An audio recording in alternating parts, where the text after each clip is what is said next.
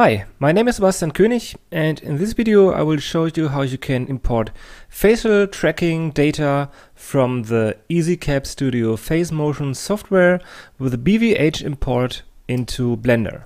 So the guys from EasyCap Studio have been kind enough to provide us some BVH sample files that you can get from support and sample files, and then you've got some of these files here. I think I would recommend files 6 until 8 because these have the most data or the best tracking data or the most feature points on the face. And maybe just to demonstrate to you what that would look like, they have a sample here that I tried. So this is just a really quick import and the same data left and right applied to two different meshes. So that's what we will be doing in this little video. So after you have downloaded these files here, these sample files, you can extract them to your computer and then we will import that from Blender. So let's go to Blender, and I have this file here, the sample file. This is the head from Blenderella, brilliant modeling DVD from the Blender Foundation, with really good topology, but the eyes have been from Sintel, another great Blender character. But anyway, this is ready for you to download and test. So this will be the face that we want to animate with the face motion tracking data from EasyCap Studio. So to import the BVH files, you go to File, Import BVH. Actually, I'm not sure if BVH import-export is enabled by default in Blender. So if you're not sure, you can go to the user preferences and then go to add-ons and search for BVH, and there you've got it. And if it's not enabled, just enable this checkbox here and you will have the BVH import module. So let's go to File, Import BVH. And I will go to the folder where I've got the BVH samples. So this is EasyCap BVH, and then maybe choose number 7 here. And inside of these sample files, you've got two different samples. So this is the original motion of the person that has been tracked. And this is the same motion, but with the head motion eliminated.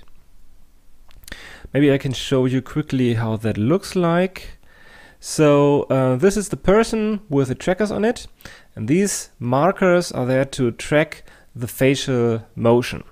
But these are on a head mount, these are more or less rigid markers, and when the person moves the head, then the software will eliminate the motion of these markers from that one, or maybe subtract the head motion from the facial motion, so you will really have just the motion of the muscles and the skin.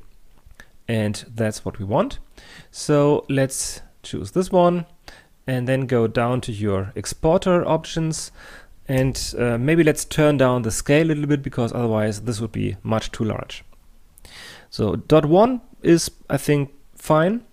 Make sure the target is armature and then import BVH. It can take a while depending on the length of the animation and the amount of trackers. So there we go. It's a little bit too large still. You go to wireframe draw type, you can see that it's too big. Another thing is we have to adjust the rotation. If you hit playback, you can see, actually I'm not sure if you can see that. So if these are too thin, you can go to the armature options and enable stick. That will draw these a little bit thicker. And when you hit Alt A for animation, you can see here's the animation of the face, but it's rotated in the wrong direction. And what I found worked really good with these samples is to just press R, X, 90 and then minus to rotate it negative 90 degrees around the X-axis, but now it's upside down. So let's also press R, Y, 180 to rotate it 100 degrees around the Y-axis. So now we've got that. You look at this. This is clearly the face motion. You can see the eyelids, the mouth opening, and the forehead. By the way, these are the head-mounted trackers. We can erase them because we don't need them. Or maybe actually I can show you. So when you play back, you can see that even though they are moving quite a bit, these facial markers or trackers don't follow, because this motion has been subtracted from this information for these trackers here. So that's why we can just go ahead and erase them. And then we can also erase that. This bone is just for the distance between camera and the head. And now while we are in edit mode, we can just press A to select everything and move these forward to the origin. And when you are unsure if you can really do that without messing up your animation, I can demonstrate that even after I've adjusted them to the center here, press Alt A, there is still the same animation of the bones. But it's just the location of the bones in edit mode that you can change when you change the rotation. Maybe for that one, that will mess up your animation. So you can see that the nose is now doing really funny stuff. Also, when I rotate the chin like that, this is doing weird stuff. So you can change the location, but you cannot change the rotation because that would mess up your animation. Okay, so while we are in object mode, let's just scale it down and adjust that so that it roughly fits to our face. Move that here, and remember, you can rotate in object mode. That will not be a problem. You just have to make sure that you don't rotate bones in edit mode. Okay, maybe this is obviously still too large and it doesn't really fit that well. Also, we've got to center that. And when you go back to solid jaw type, you can see these don't really fit to the model. Yeah, but the cool thing about armatures and BVH import in Blender is that you can very easily adjust the placement of these markers so that they perfectly fit to the skin of your model, so that this motion will then follow. Okay, but before we do that, let's make really sure that this is almost the perfect scale. And placement, so here's the mouth, here's the nose, cheekbones. Well, the eyelids have to be adjusted probably, but the forehead also fits pretty well. Alright, so now let's adjust these, and to do that I want to enable X-ray so that we can see the bones even though they are inside of the mesh. And the trick that we will use to adjust these trackers to the skin is to enable snapping. The snapping tools should not be set to increment, but to face, or closest face. And when you then activate this little magnet icon here and go to edit mode and select one of these and press G to grab, you will see that, I mean, you cannot really see that pretty good. If we zoom in, no. Pay attention to the cursor here. So you can see this little circle around this cursor now, and this means that you have snapping enabled. And indeed, when we rotate, this is now perfectly on top of the skin. And we will just continue to do that for every bone. So as soon as you go to, or as soon as you press G and start the movement of this bone will automatically snap to the surface of the underlying mesh. Okay, but you have to do that one by one. I once tried to activate also this button here, because that lets you do everything in one go, or all at once. So if you look here, this is inside of the skin. When you now press G and move that, it seems as if nothing would have happened, but when you look now, that is now perfect. The problem, however, is that these are not only placed on top of the mesh, these are also rotated so that both the head and the tail of the bone match to the surface. And as I've mentioned earlier, we don't want these bones to be rotated. So, well, unfortunately, but we cannot use that one. So you have to do it one by one. But then again, it's just a few bones and it's really easy when you enable snapping. Just have to move that slightly adjust it to the mesh so that maybe the eyebrows here fit a bit better to the actual eyebrows of the model. And then also, of course, here the eyelids, lower eyelid and upper eyelid. So these are lower eyelids. This is the upper eyelid. Let's put that here. Let's don't care about these ones. These are the eye bones. Let's not care about these. Just continue to adjust the eyelids, upper eyelid and lower eyelid, something like that. And well, if you're not sure where you want to place them, you can always have a look at the where is it? At the sample image here, and try to match the position of the markers here, like in this photo. Okay, so let's move on. The nose. These ones should be here on the side of the nose. Yeah, cheekbones. The chin. In this area. Okay, now let's do the lips. The lower lip. And the upper lip.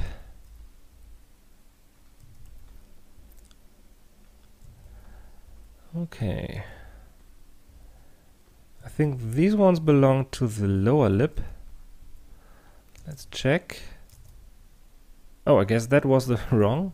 No, wait a second. I think this should be it. Let's check here.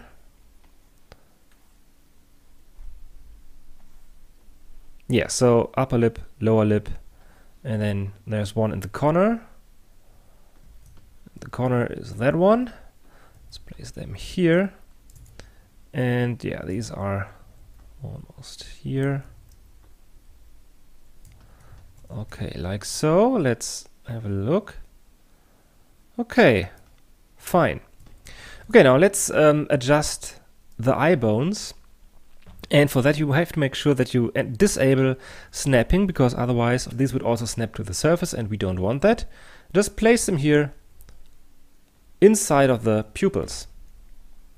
Now you might ask, why are there two bones? Well, if you play back the animation, you can see that one bone is perfectly still, or almost perfectly still, but the other one is moving. And I'm not sure how they do that, but somehow they found a way to track the surface of the eye that doesn't move, and also track the pupil. And one of these bones is, well, just the eyeball that doesn't move, or the surface of the eyeball, and the other bone will be the pupil. So you can see here's the name. R_I would be the pupil, and this will be the eye center. Actually, it's the eye surface, but because it's not really moving, you can, well, use it as the center, whatever. Now, the way we do that is to parent, the way we do that is to parent the eyeball to this bone without enabling, oh no, actually, okay. Well, now that we've got that, let's save that as a blend file. Save that. And okay, we don't want these bones to deform the mesh. So what we can do is to go to the bone panels and disable deform.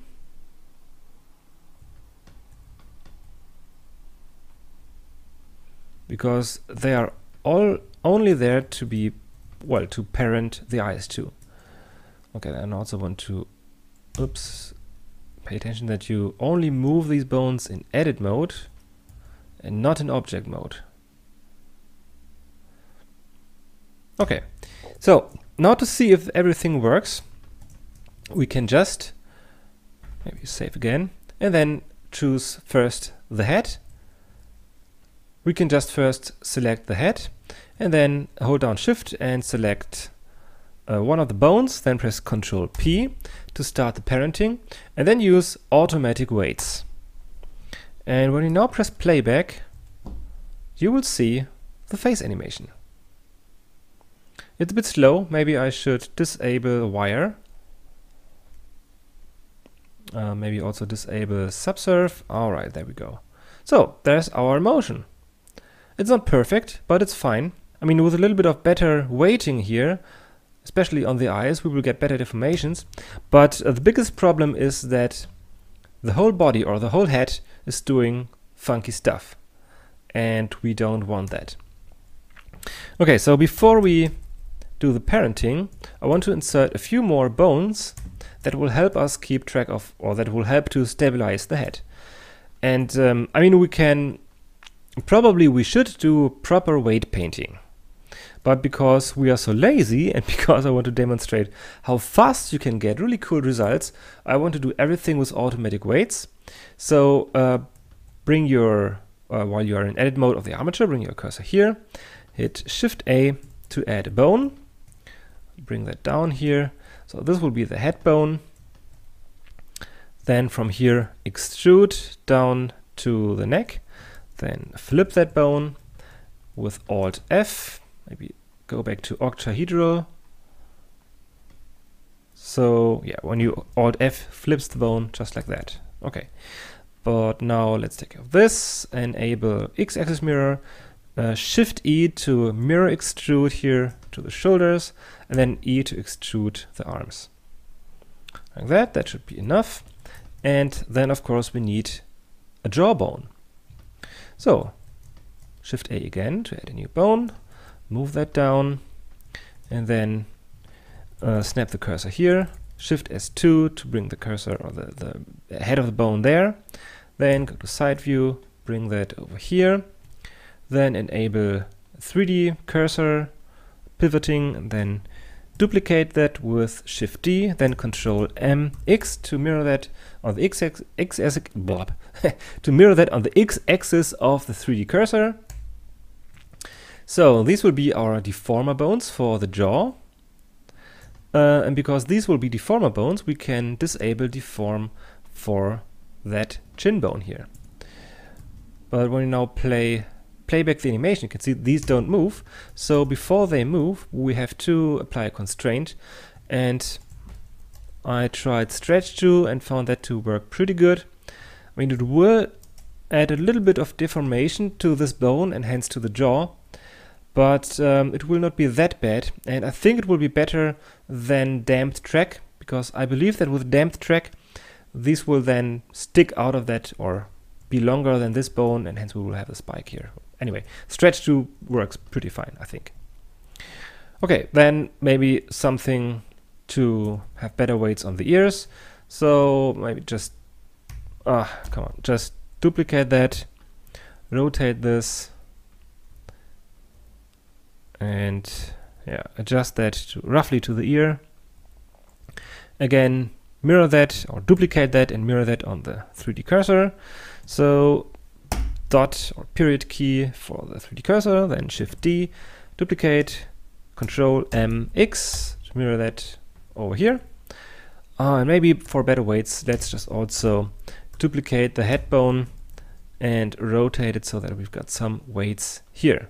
Because remember, automatic weights are looking for the nearest bones and how much influence they have. So when we have enough bones here on the head, the face bone or facial bones will not have that much influence of the rest.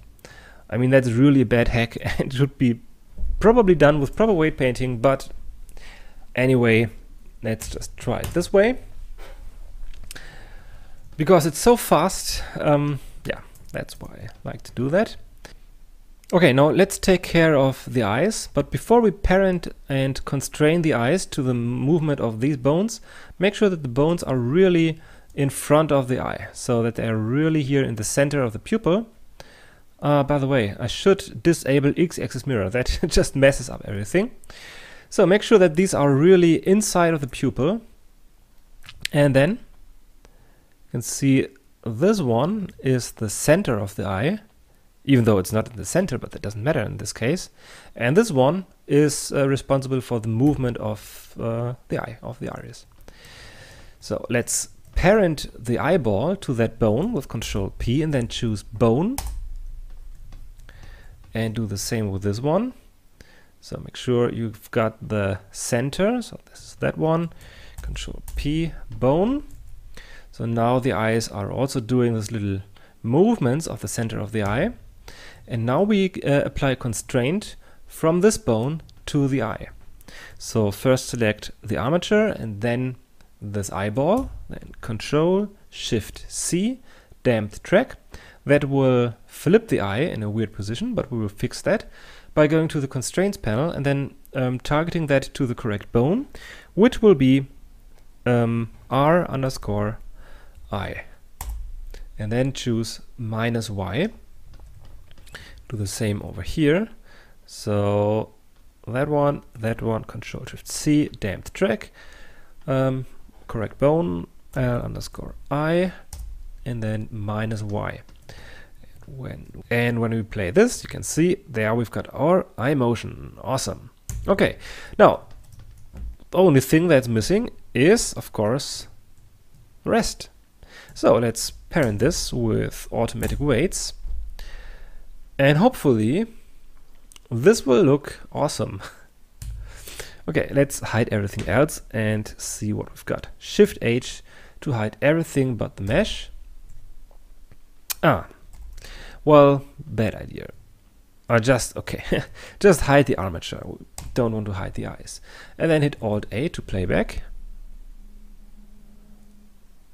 Seems to be a little bit slow, but well, it's working pretty good. Yeah, look at that. That's awesome. One thing I found is that when you select the mesh and not the armature, sometimes you get better playback. But even better, it should be if you disable textured solid. That was my fault. So now we've got good playback. Right, and that's the basic workflow. And I mean, yeah, there should be better weighting on the eyes, definitely. Also, the weighting of the mouth could be a little bit better.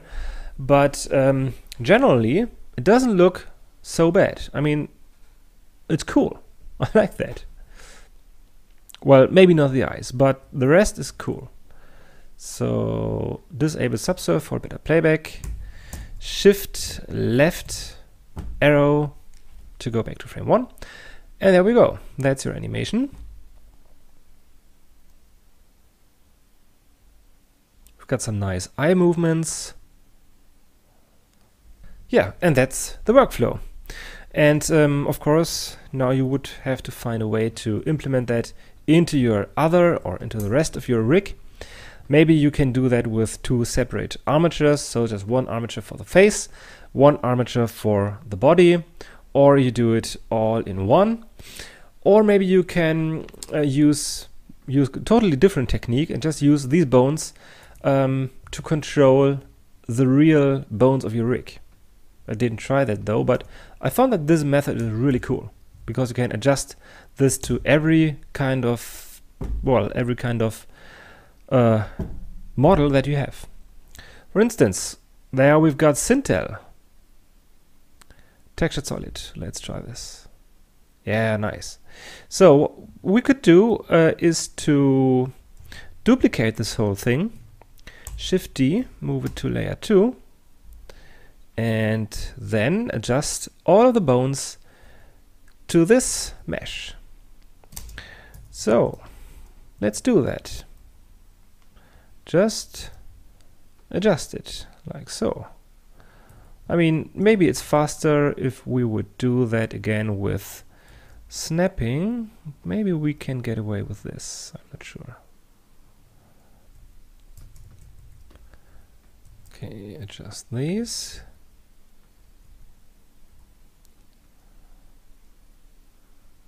Yeah, okay, and now the eyes. So let's use that again.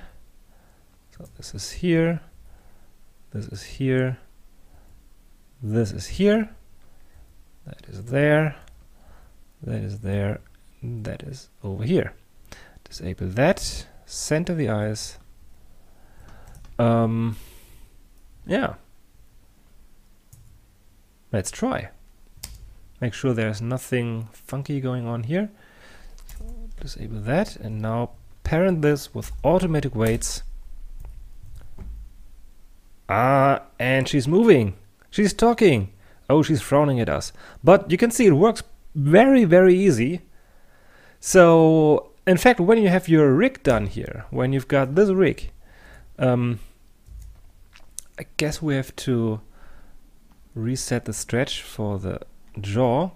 But once you have your rig, you can just adjust all of these bones and it will automatically fit to your model, more or less. So, I mean, it's just fun. So, that's it from me. Have fun with these files and also have fun with this blend file. But yeah, that's everything from me. So thanks to EasyCap Studios for giving us these files. Yeah, and thanks for watching and goodbye.